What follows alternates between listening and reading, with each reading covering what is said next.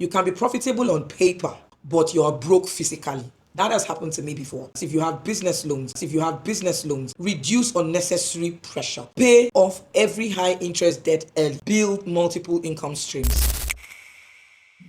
Hello, how are you doing? My name is Inobon Ezekiel, founder, CEO, Coral 8. And you're going to be seeing me a bit more often because I'm going to be sharing quite a few nuggets for business owners, small businesses, consulting, counseling, everything in the sphere of what Coral 8 does. And if you're not following Coral 8, now is a good time to follow Coral 8 because you don't want to miss anything that I'm bringing to the table. For today, I want to talk about some strategic money moves that you can have for quarter one. And quarter one is gradually coming to an end. We're in February already. Gosh, where did January go? So we still have March, so there's still the opportunity to play catch up. And if your business enters March without a money plan, then you are gambling, you are not building. And in today's economy, gambling with your business finances is a risk you simply cannot afford to do. Many entrepreneurs are not struggling because they don't have customers. They're actually struggling because they don't manage their cash flow properly. Now, if you want your quarter one to be profitable, at least you want to be able to see something come out of it, you must stop managing money with vibes.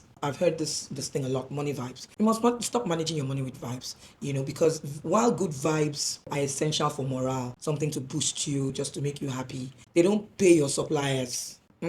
Neither do they pay your staff. Neither do they pay the bills, the utility bills, and every other thing that comes with it. So you can't be playing with your money in 2026. And that's why I want to talk about strategic money moves for quarter one. So my core message to you is clear. Quarter one is not for vibes. Quarter one is for planning, it's for budgeting, it's for structure, it's for strategic direction and execution. Because this quarter will set the tone for the entire year. That's what's going to happen. What you tolerate financially in quarter one becomes a pattern that you're going to have for the whole year. It's like you're setting the tone. It's like the tone of a symphony. For those of you who've been to opera or music, I know all of you are not like, very passionate to bourgeois, but if you've been to symphonies, then that discordant start, that echoes through the entire performance. That's what quarter one is. How you building your money moves for quarter one. Let's start with doing a financial research check. I'd like you to follow me. Let's audit our finances together because I want you to audit what came in last month, what went out, what was waste, what do you consider to be waste, what gave you returns actually. So grab a pen.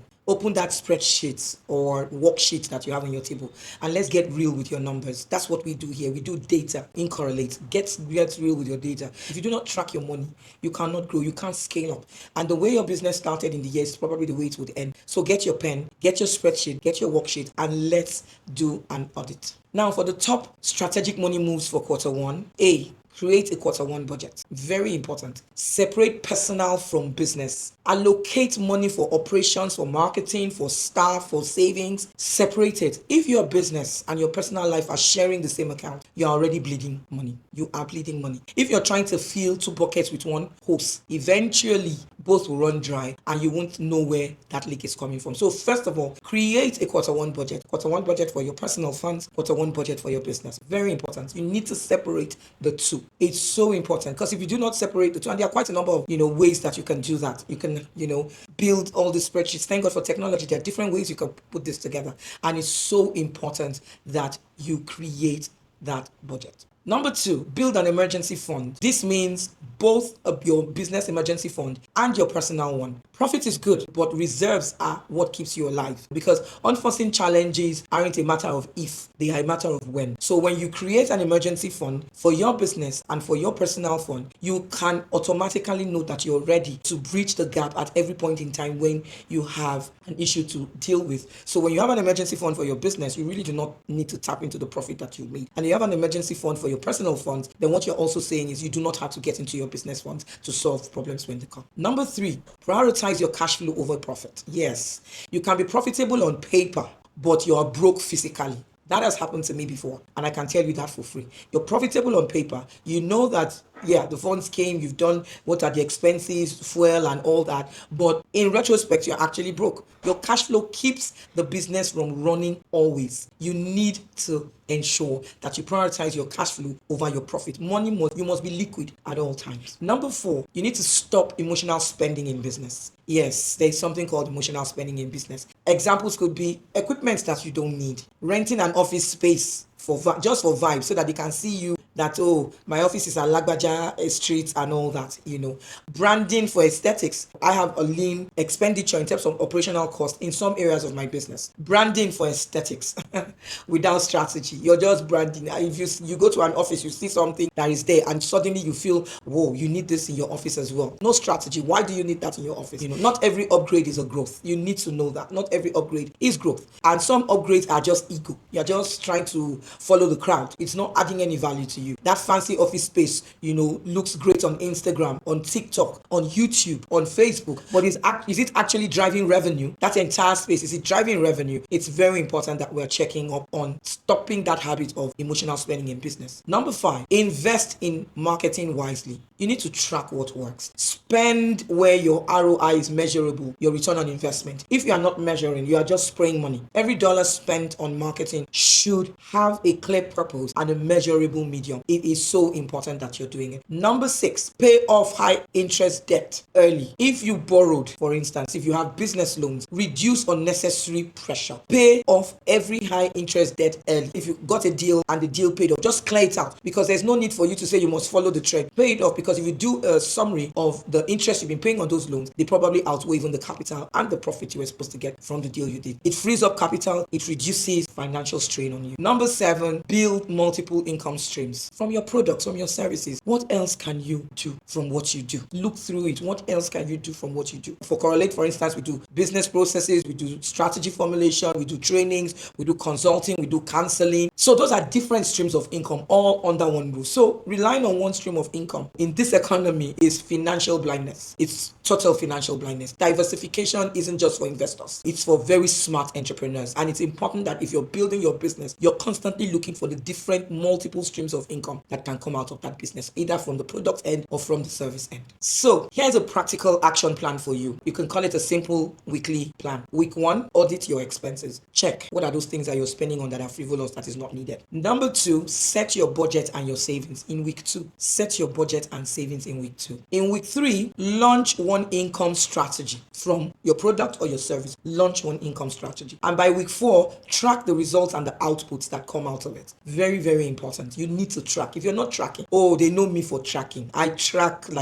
so you track your results and then you adjust. Wherever it is that a spending, an expense wasn't needed, a cost to expend wasn't needed, take it out and do not repeat it again. I'm unapologetically a Christian. I do not hide that. So from a spiritual angle, and for those of us who can resonate with a faith-based approach, stewardship is biblical. It's important that you know. Planning is wisdom. Stewardship is biblical. Planning is wisdom. And discipline is obedience. So when God blesses us, He is blessed structure. That's what God blesses. Is structured. So faith without systems is still disobedience. If you do not put systems in place, then you're still very disobedient. And because stewardship isn't just about prayers, it's about prudent planning and disciplined action. So it's so important that you understand clearly that stewardship is biblical and there is that faith-based approach to how you handle your finances as a business person, as an entrepreneur. So as I bring this session to a close, this time out with you, my Correlate community, it's important that I ask you to think through these things from your experience. What's that frustrating financial mistake you see yourself making or business owners making over and over and over again, year in, year out, that truly holds them back? I would like to see you, put some of these things in the comment section. It will help somebody out there. I'm making this because I have made mistakes over time. I have done, these things over time, and I'm coming out here now to help somebody out there so that you don't need to repeat those mistakes. Again, also looking back at your own journey, just the way I looked back at my own journey. What's that specific financial strategy or money move that truly propelled your growth and made a significant difference? Please put it in the comment section. Somebody wants to learn. Somebody needs to know. Let's help the community out there in helping them manage their money issues. And then again, the last one, if you need to pick just one, what's that absolute smartest, most impactful financial decision that you as a business owner can make right now to ensure that you have a profitable Q1? What's that thing that you can do to have a profitable Q1? It could be from something that has been dropped in the comment section by somebody who has lived it and done it and is working for the person. So what's that? Just one. Don't pick so many out of the heart. Just one. That absolute smartest, most impactful financial decision that you as a business owner can make right now to ensure a profitable Q1. So as I close with this, Q1 is a foundation for you, for your business, small, medium, startup, whatever stage your business is on.